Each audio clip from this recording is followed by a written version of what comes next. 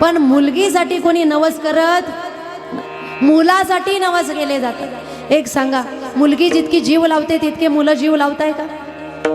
आई वडील आजारी पडले, मुलाचं लग्न झालेलं असेल, मुलगी सासरी गेलेली असेल, मुलगा आई वडिलांची सेवा करत असेल नसेल, पण सासरवरून आलेली मुलगी आई वडील कितीही कशाही अवस्थेमध्ये असले, मलमूत्र उचलून बाहेर टाकत असताना तिला काही वाटत नाही। ती म्हणते बाबा काळजी करू नका, आता मी आलेली आहे ना।